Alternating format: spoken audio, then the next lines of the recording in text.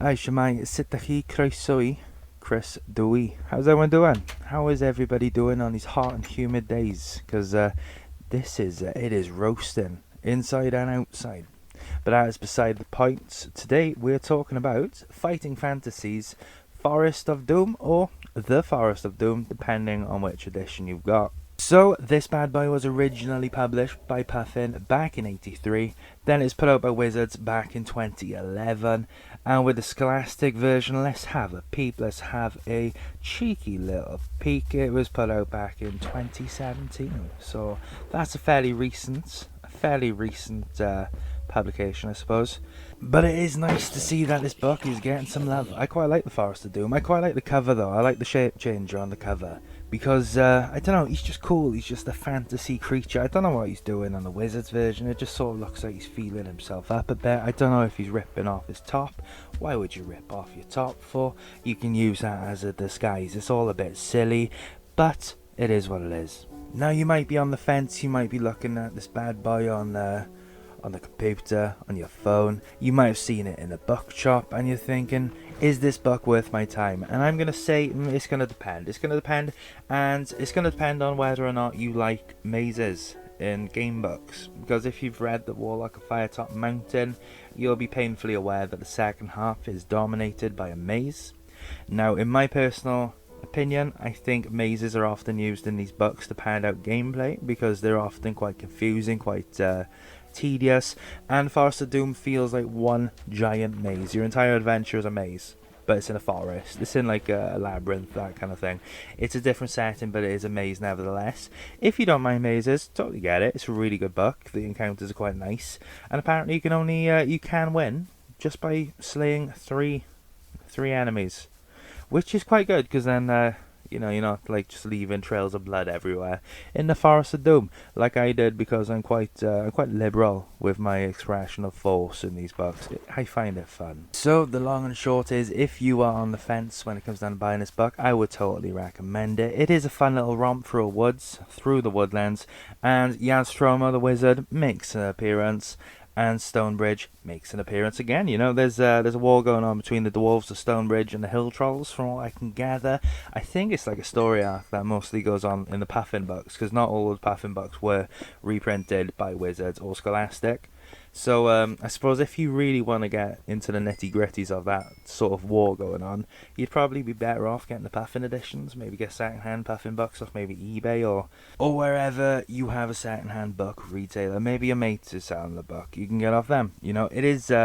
The book's pretty good, to be fair. It's one of those ones where, yeah, it is in a maze, but it's sort of interesting and weird. And I don't think any of the other, especially the Wizards editions, I don't think any of the Fighting Fantasy books are just primarily set in a forest or a woodland.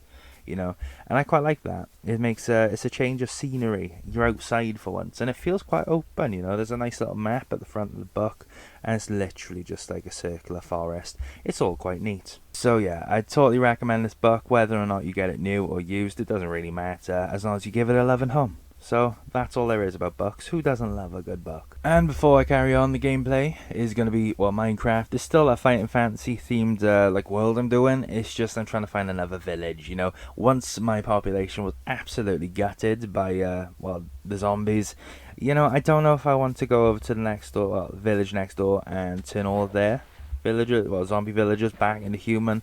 So I'm just going to go look for a new village. It's an adventure.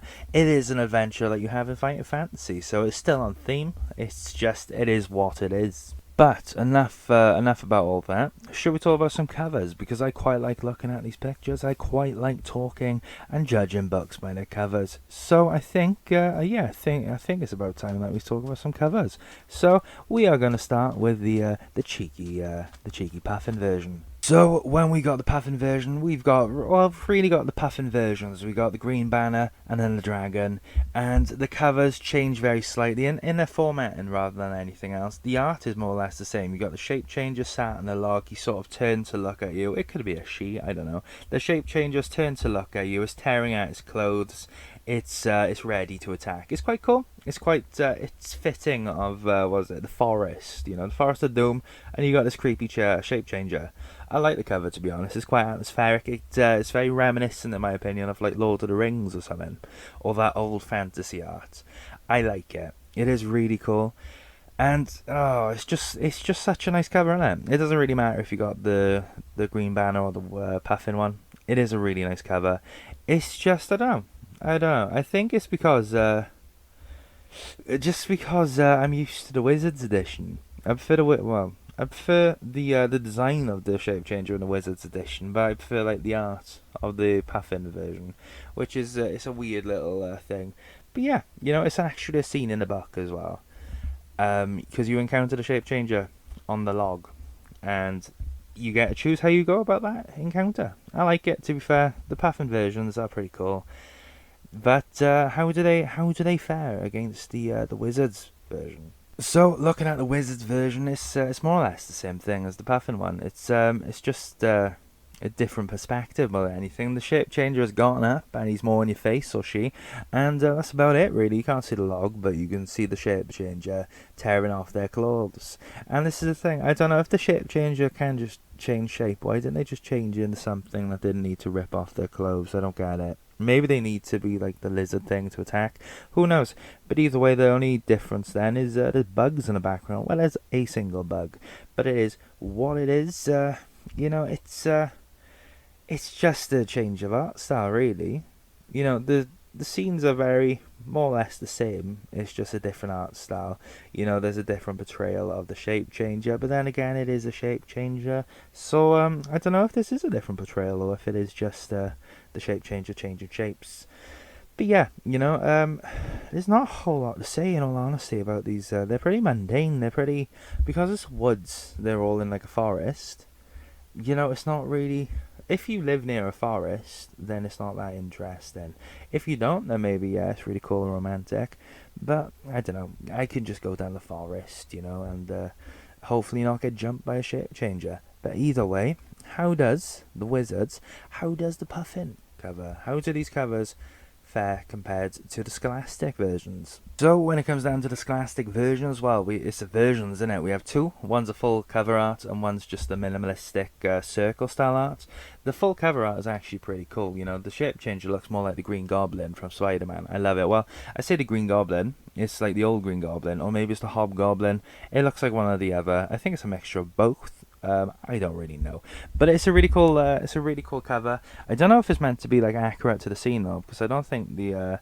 It sort of looks like the boy's jumping down on you. That's what I thought it was when I first saw it. I think he's just sort of climbing over the log he's on, but I don't actually know. The perspective's kind of weird. He's come at you either way, but there's no log. The forest looks like a swamp. And while the shape changer sort of looks more like tribal and shamanistic, he looks more like all those things, skinwalkers that you see on every single creepypasta these days. I like the way that they've done the shape changer. He looks more evil. He looks more menacing. But yeah, I don't know. He should have been more in like an obvious like forest setting rather than like in this like pseudo swamp kind of thing. It looks a bit like Age of Sigmar, what they're doing now with the orcs, with the Krull boys. The swamp orcs. It sort of looks like that. But then we got the minimalistic version, and it's actually quite nice. It's like a really nice shade of like brown red kind of thing. You got the lizard man, the shape changer in the middle, and it is what it is. Once again, I quite like both covers. I think I prefer the Puffin and the Wizard versions, but they are both covers, and they will look nice on your shelf. They'll look nice on your coffee table. They'll look nice next to your bed or wherever you read. If you read on the bus, people are going to be eyeing up your reading material. Do they know the Forest of Doom like you do? Probably not. But it's going to be an interesting read, and the covers both look interesting. They're quite nice. So if I had to put these in order, I'm probably going to go Puffin, Wizards, then Scholastic. Because I like the Puffin version. I like the Puffin version a little bit more than the Wizards version. They're both good. It's just I don't know why the Lizard Man, the shape changer, sort of groping himself is weird. I think it's just unfortunate hand positioning because it looks less like he's like tearing off his cloak and more like he's pulling down his collar so you can have a look. I don't like that. And then the Scholastic version, it just sort of misses the mark for me. I think that's the thing with a lot of Scholastic versions, especially the full cover arts. They're very hit or miss. I don't know if it's because the people doing the covers don't really know haven't actually read the source material. I don't know. I don't really know. I don't particularly care, to be honest. It's just like, either do it justice or don't, you know? But it is what it is. I prefer the Pathin, then the Wizards, then the Scholastics. They're all good. None of them are particularly bad. It's just my own personal preference. So we've got the story. Now I'm reading the back of the Forest of Doom by the Wizards. Well, the one that was published by Wizard. And it says, only the mad or the very brave would willingly risk a journey into Darkwood Forest. Yet it is here you must go to find the missing pieces of the legendary Hammer of Stonebridge. Fashioned by the dwarves many ages ago, only the war hammer can protect the peaceful Stonebridge against this ancient doom. Warned of the monstrous creatures that lurk in Darkwood's tangled forest, you must first find Yaztromo, the Master Mage, whose magic may help protect you. But time is short. Can you restore the hammer before the trolls destroy Stonebridge forever? So that sounds quite intense, but when you read the book itself, it's just sort of like a peaceful walk through a forest. You're not really bothered by a lot of creatures, and more often than not, you can choose to attack. And to top it all off, if you haven't met the victory conditions, I suppose, by the end of the book, you can just trail back round to the start and do it again and again and again, however many times that you need to do it to find out the items. So it's a really nice book, to be honest. There's not really much of this like sort of foreboding, sort of like, if you don't do this really quickly, everyone's doomed. But I suppose it's sort of a juxtaposition to how the book actually plays out. But then again, they're probably not going to sell any copies if they're like, oh yeah, you go on a peaceful little walk through a forest, find the bits of an hammer. Bits of a hammer. So, you know, they gotta try and hype it up, but then the hype ultimately sort of falls flat when you start reading the book and you're just going on like a happy little hike through a forest. I really enjoyed it, to be fair. So there's a little bit of background story about, I suppose, your character, because you play as, well, I think this is one of the ones where you have like predetermined characters you can play as, or you play as whoever you want. But basically, you're this adventurer. You don't really like living in a city. You're sort of like a ranger kind of thing. You live out in the forests, and you enjoy your life for the most part. So you settle down for the night, and you sort of hear this guy sort of tumbling through the bushes, and he's a dwarf. He's been shot in the stomach by crossbow bolts. His name's Gillibrand Big Leg, and he's one of the dwarves from Stonebridge, and he's basically talking about an ambush. He's been ambushed by goblins, and he's talking about this hammer, how they need this hammer. So that's really it. He sort of tells you where to go, you go there, and that's really the start of your adventure. It's quite nice, to be honest. It feels like a random encounter in like maybe Skyrim or something. And I quite like it. I quite like the idea of I love goblin raiding parties. It's actually really cool. I don't know why they don't do them more in these books, because at the end of the day, goblins and orcs feel like a staple in fantasy right now. I don't really like elves. Never really liked elves. But goblins and orcs are cool. If it's green, keep them keen in it. Kick them in. But nevertheless, you head off to Yaztromo's castle, or his tower, and that's where the adventure starts.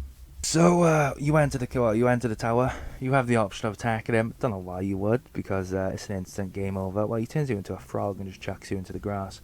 Or you can just go up to his house, his living quarters. You could buy a range of items, and that's really it. I like this. I like the fact that you get to just buy some provisions at the start. You get the money off Big Leg the dwarf.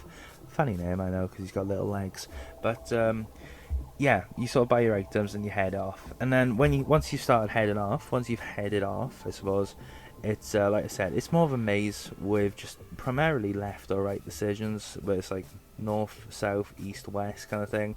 It's that kind of thing. And unfortunately, as a result, it's really hard to sort of talk about the adventure itself, because you're just in a forest. It's like only really a handful of standout encounters.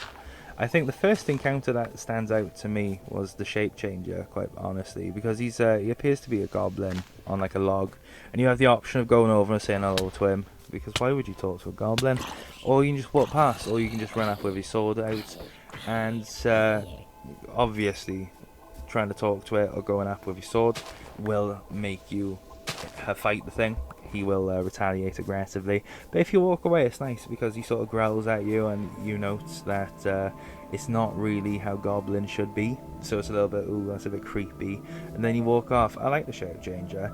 I think the guy or the girl really could have done with like a full art in like an illustration in the book though, because the covers don't do him justice, or her.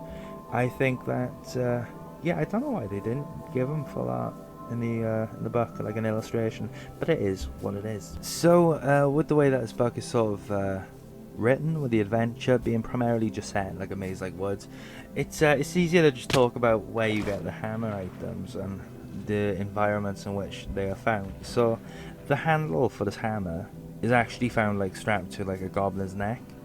There's an ogre that's got a goblin trapped in a cage, so you go over and you have the option of just chucking a rock at the ogre. And if you got these gloves on, I think it's like gloves of dexterity, you put them on, you throw the rock, and it hits him on the side of the head, knocks him out. So you don't even like slay the ogre, but you run over to the goblin, you open the cage, surprise surprise, the goblin attacks you. Where did I see this? The wall like a Firetop Mountain, when you save the goblin from its slave master and it attacks you again. So you have to fight this goblin. You slay the goblin and he's got this handle.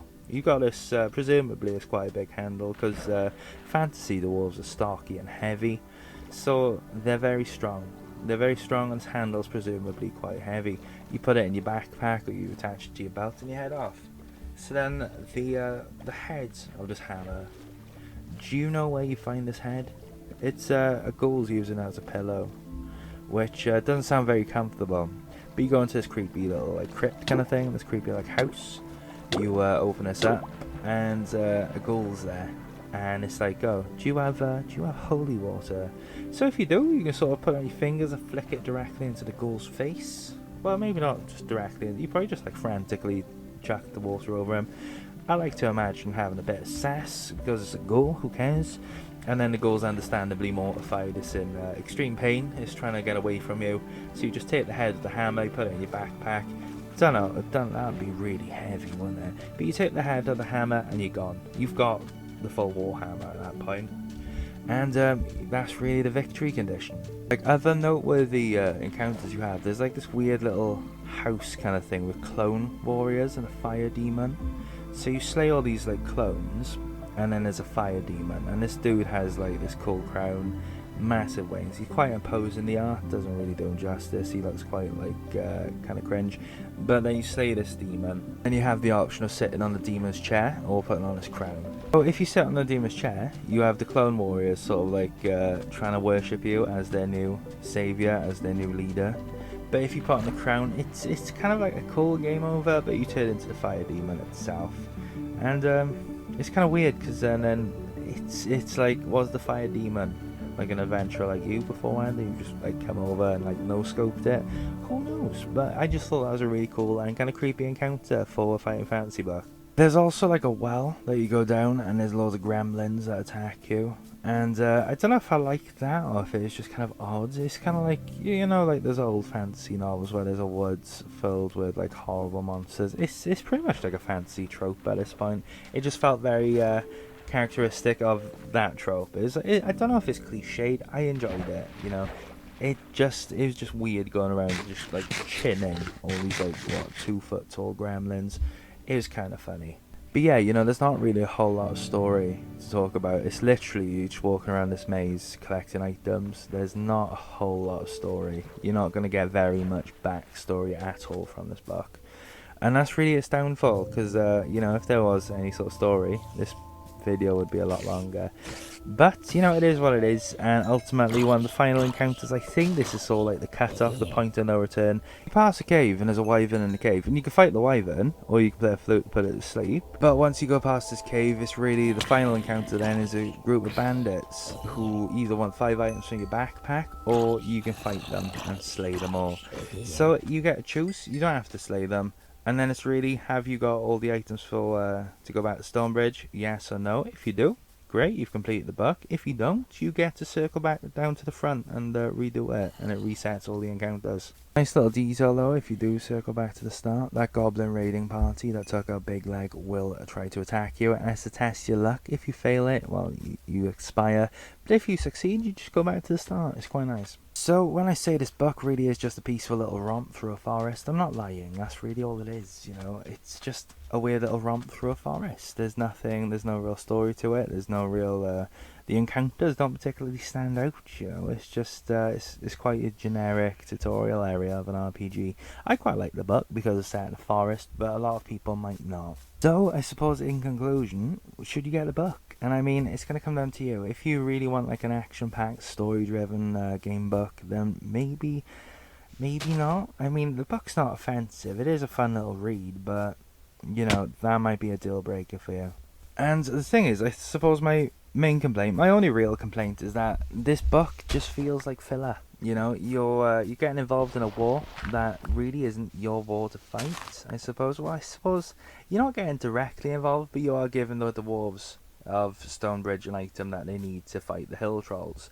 And this is sort of the thing, like, why are we getting involved? Because me as the adventurer of my book, I suppose, like, I felt no inclination to actually get this warhammer. I was just walking around the forest, seeing what's happening. And this is it, you know, there doesn't really seem to be any real direction, kind of thing, if that makes sense. And whereas you've got, like, say, the City of Thieves, where you're trying to slay this guy because he's a very powerful threat, with this one you're just trying to collect a hammer so the dwarves of Stonebridge can go off camera and supposedly beat the hill trolls. And then even then, the dwarves v the hill trolls thing comes down to the dwarves are like an iconic fantasy race, whereas the hill trolls aren't. They're sort of NPC tier. So I don't really get it. I think there's a lot of context missing. I think this would probably be linking to other books to sort of explain the whole war. And when they've only published this one, when they've only republished this one, it's just sort of like you're just going on an adventure in a forest and that's about it. You know, I'm surprised you don't meet Winnie the Pooh. So, you know, that said, I'm gonna change my opinion. You know, if you asked me should you buy this book, I'm gonna say maybe. You know, if you want to experience this book for the sake of experiencing it, if you want to collect it for the sake of collecting it, then yeah, go for it. But if you are looking for like maybe your first or second book, I'd say maybe avoid this one. I would 100% recommend City of Thieves.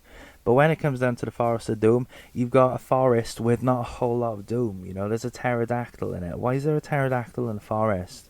Who knows? Who actually knows? But it's a fun little romp. That's the only thing I'm gonna say. It is fun. It is weird though. It is a bit strange. It's sort of Citadel of Chaos kind of strange, where there's a lot of like, why are these creatures here? Kind of thing. I think a lot of the other books are a bit better, but this one, it is fun, but maybe don't get it as one of your firsts. So yeah, you know, this is one of the first times a video's been short because there's not a whole lot to talk about, and I don't really know how to feel about that. But either way, the next book we're doing next Thursday is going to be The Shamutanti Hills. It is a sorcery book. There's a whole lot of magic. This is one of the ones I read as when I was little, and I really liked it. It's really good because I like looking at all the magic in the back of the book. But, you know, it is what it is. This will be my 10th Fighting Fantasy book. So, hopefully, I might put up like a little special or something alongside it. I don't know. We're going to see when we get there. But either way, thanks to everyone who's watched. If you got this far, feel free to like, subscribe, leave a comment if you like this book. As always, I do actually do Goodread reviews. I've left a Goodread review for every single Fighting Fantasy book I've read and talked about on this channel. So, you know, go over, have a look if you want. It's a lot quicker than watching a video. Either way, thanks guys for coming. I hope you take care of yourself. I hope you make it till next Thursday to watch the next one. So, like I said, take care. Have a lovely day. Have an amazing week. And look after yourself. Goodbye.